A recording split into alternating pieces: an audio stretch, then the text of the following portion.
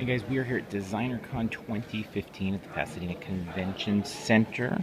Wow, this is year 5, 6, 7, something like I'm not sure quite.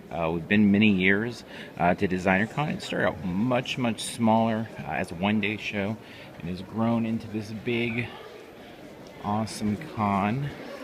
And I thought I would take you for a quick walk around the floor. Just a real quick slice of it. We have a big overview video as well as our podcast. We're going to talk all about it, but thought as a quick upload for those wanting to take a look. We're on Sunday afternoon and there's still big crowds.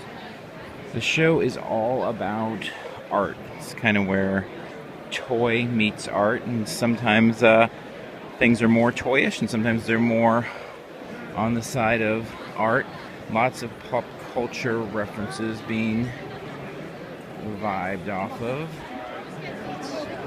but also lots of unique items as well that are not derived from anything in pop culture. A lot of artists creating their own mythologies, their own universes here. It really ranges widely. You can see we have this whole side here, and then as we make our way to a big room, the main room, I guess in a lot of ways over here.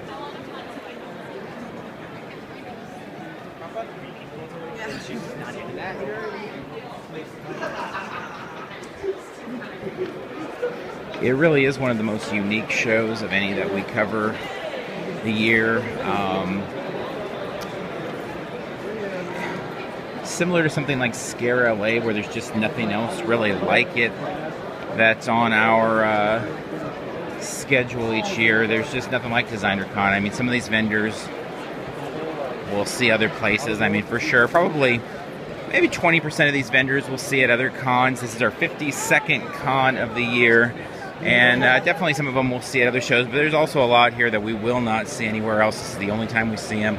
A lot of independent artists. It's really a show filled with tons of, one-offs and five-offs and runs of 10 or 20. I mean, a lot of small runs. It's not a show where you're getting big, exclusives in the thousands or anything like that, or even in the hundreds in most cases. Hey, John, we're going to go soon.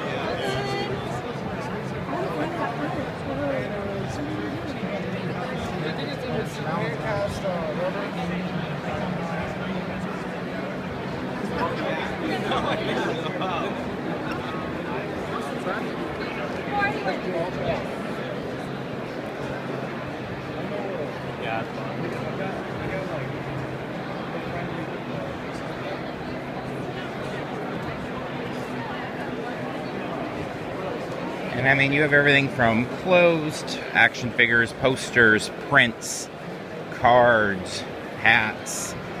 I mean, it just goes on and on. Statues, obviously, plush. It's really anything you could imagine is here, and all of it has kind of one thing in common, which is it's unique and it's artist-driven.